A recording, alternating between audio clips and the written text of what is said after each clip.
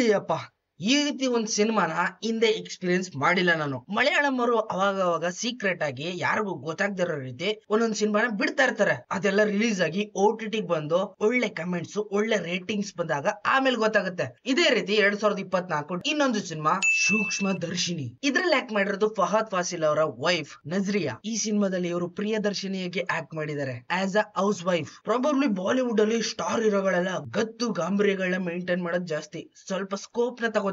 But south ಅಂತ ಬಂದಾಗ, ಅದರಲ್ಲೂ ಮಾಲಿವುಡ್ ಅವರು ತುಂಬಾ ನ್ಯಾಚುರಲ್ ಆಗಿ ಸಿಂಪಲ್ಸಿಟಿಯಾಗಿ ಆಕ್ಟ್ ಮಾಡ್ತಾರೆ. ನಜ್ರಿಯಾ ಎಂತ ಆಕ್ಟರ್, ಫಹದ್ ಫಾಸಿಲ್ ಎಂತ ಆಕ್ಟರ್, ಎಂತ ಕ್ಯಾರೆಕ್ಟರ್ ಕೊಟ್ರು ಚೆಚ್ಚಿ ಬಿಸಾಕ್ಬಿಡ್ತಾರೆ. ಆ ತರದೊಂದು ಟಾಯ್ಲೆಟ್ ಅವ್ರ ಒಳಗಡೆ ಇದೆ, ಟ್ಯಾಲೆಂಟ್ ಅವ್ರ ಒಳಗಡೆ ಇದೆ. ಇನ್ನು ಸಿನಿಮಾ ಕಡೆ ಬರೋದಾದ್ರೆ ಸೂಕ್ಷ್ಮ ದರ್ಶಿನಿ ಅಂತ ಸಿನಿಮಾದ ಟೈಟಲ್. ಇಲ್ಲಿ ಇವರು ಸೂಕ್ಷ್ಮವಾಗಿರುವಂತ ವಿಷಯನ ಇನ್ವೆಸ್ಟಿಗೇಷನ್ ಮಾಡೋದ್ರಲ್ಲಿ ಎಕ್ಸ್ಪರ್ಟ್. ಹಂಗಂತ ಇವ್ರು ಪೊಲೀಸ್ ಇನ್ಸ್ಪೆಕ್ಟರ್ ಅಲ್ಲ, CBI ಆಫೀಸರು ಅಲ್ಲ, ಏನಂದ್ರೆ ಏನು ಇಲ್ಲ, ಹೌಸ್ ವೈಫ್. ಸೂಕ್ಷ್ಮವಾಗಿರುವಂತ ವಿಚಾರಗಳು ತಲೆ ಒಳಗಡೆ ಹೋಗ್ಬಿಟ್ರೆ ಏನಾದ್ರೂ ಕೆದಕಿ ಅದನ್ನ ಗೆಟ್ ರಿಡ್ ಆಫ್ ಮಾಡ್ಬೇಕು, ಅಲ್ಲಿವರೆಗೂ ಬಿಡಲ್ಲ ಪ್ರಿಯದರ್ಶಿನಿ ನಜ್ರಿಯಾ. ಪ್ರಿಯದರ್ಶಿನಿ ಅವನ ಗಂಡ, ಅವನ ಮಗು ಜೊತೆ ಫುಲ್ ಹ್ಯಾಪಿಯಾಗಿ ಒಂದು ಕಾಲೋನಿಯಲ್ಲಿ ಪೀಸ್ಫುಲ್ ಆಗಿ ಬದುಕ್ತಾ ಇರ್ತಾರೆ.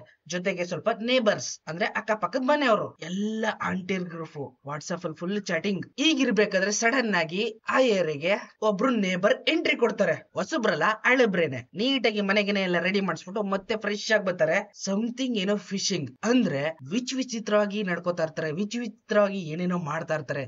ಇದನ್ನೆಲ್ಲ ನೋಡಿದಂತ ಪ್ರಿಯದರ್ಶಿನಿಗೆ ಇವ್ರ ಮೇಲೆ ಡೌಟ್ ಬರೋದಕ್ಕೆ ಸ್ಟಾರ್ಟ್ ಆಗುತ್ತೆ. ದಿಢೀರ್ ಅಂತ ಸೀಕ್ರೆಟ್ ಆಗಿ ಒಳಗೆ ಇನ್ವೆಸ್ಟಿಗೇಷನ್ ಸ್ಟಾರ್ಟ್ ಮಾಡ್ತಾಳೆ. CBI ಕೂಡ ಮೀರ್ಸೋ ರೇಂಜ್ಗೆ. ಅಲ್ಲಿಗೆ ನೇಬರ್ ಆಗಿ ಹೊಸದಾಗಿ ಬರುವಂತ ಒಬ್ಬ ವ್ಯಕ್ತಿ ಮ್ಯಾನುವಲ್ ಅಂತ. ನ್ಯಾಚುರಲ್ ಆಗಿ ಇನ್ನೋಸೆಂಟ್ ಆಗಿ ಕಾಣ್ತಾನೆ, ಆದ್ರೆ ಸೆಂಟ್ ಅಲ್ಲೇ ಕೆಲಸ ಮಾಡ್ತಾನೆ. ಸಿನಿಮಾದ ಸ್ಟಾರ್ಟಿಂಗ್ ಇಂದ ಹಿಡಿದು ಎಂಡ್ ವರ್ಗು ಯಾವ ರೀತಿ ಕ್ಯೂರಿಯಸ್ ನ ಹುಟ್ಟಿಸ್ಕೊಂಡು ಗ್ರಿಪ್ ಆಗಿ ಹಿಡ್ಕೊಂಡ್ ಬರ್ತಾರೆ ಅಂದ್ರೆ, ಏನ್ ನಡೀತಾ ಇದೆ, ಮುಂದೆ ಏನಾಗಬಹುದು, ಏನ್ ಮಾಡಕ್ ಹೋಗ್ತಾ ಇದಾರೆ ಇವರು, ಸಮಥಿಂಗ್ ಏನೋ ನಡೀತಾ ಇದೆ ದೊಡ್ಡದಾಗಿ. ಕಣ್ಣನ್ನ ಮಿಟಕ್ಸ್ತೇನೆ ಕೂಡ ಸ್ಕ್ರೀನ್ ಮೇಲೆ ಇರುತ್ತೆ ನಿಮ್ಮ ಮುಖ.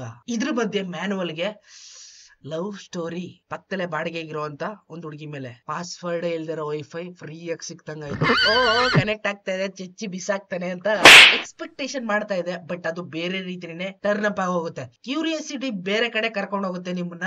ನಜ್ರಿಯಾ ಏನ್ ಮಾಡಬಹುದು, ಏನ್ ನಡೀತಾ ಇರ್ಬೋದು, ಇವ್ರು ಏನೋ ಮಾಡ್ತಾ ಇದಾರಲ್ಲ ಅನ್ನೊಂದು ಕ್ಯೂರಿಯಾಸಿಟಿ ಕೊನೆವರೆಗೂ ಗ್ರಿಪ್ ಆಗಿ ಹಿಡ್ಕೋತದೆ. ಮಧ್ಯದಲ್ಲಿ 1, 2 ಏನೇ ಬಂದ್ರು ಕೂಡ ಮುಕ್ಕರ್ಕಂಡ್ ತಡ್ಕೊಂಡ್ ನೋಡ್ಬೇಕು ನೀವು. ಆ ರೀತಿ ಒಂದು ಕ್ಯೂರಿಯಾಸಿಟಿ ಬಿಲ್ಡ್ ಮಾಡ್ತಾರೆ ಈ ಸಿನಿಮಾದವರು. ಡೈರೆಕ್ಷನ್ ಮಾತ್ರ ಟಾಪ್ ನಾಚ್ ಆಗಿದೆ. MC ಜಿತೇನ್ ಅಂತ, ಬರೀ MC ಅಂತ ತೋರಿಸ್ಬಿಟ್ಟು ಕನ್ಫ್ಯೂಸ್ ಮಾಡ್ಬಿಟ್ರು. ಏನ್ ಈ ತರನು ಹೆಸರಿಟ್ಕತಾರ, ಯಾರ ಮರೆ ಇವನು ಅಂತ ಸರ್ಚ್ ಮಾಡಿದಾಗ ಗೊತ್ತಾಗುತ್ತೆ ಇವ್ರು ಅಂತ. ಒಟ್ನಲ್ಲಿ ಒಂದು ಕ್ರೈಮ್ ಸಸ್ಪೆನ್ಸ್ ಥ್ರಿಲ್ಲರ್ ಕಾಮಿಡಿ ಎಷ್ಟಾಗಿರುವಂತ ಸಿನಿಮಾ ಮಲಯಾಳಂ ಕಡೆಯಿಂದ ಹೋದ ವರ್ಷ ರಿಲೀಸ್ ಆಗಿರೋದು ನನ್ ಮೈಂಡ್ಗೆ ಬಂದಿಲ್ಲ. ಇವಾಗ ಈ ಸಿನಿಮಾನ ನೀವು OTT ಪ್ಲಾಟ್ಫಾರ್ಮ್ ಅಲ್ಲಿ ನೋಡಬಹುದು, Disney+ ಹಾಟ್‌ಸ್ಟಾರ್ ಅಲ್ಲಿ. ಹಂಗೂ ಆಗಲ್ಲ ಅಂದ್ರೆ ಗೊತ್ತಲ್ಲ, ರಹಸ್ಯದಾರಿ. ಸಿಗ್ತೀನಿ ಮುಂದೆ ನೋಡಿದ್ರೆ. Take care, bye bye, see you. ಎಲ್ಲ ಚೀಪ್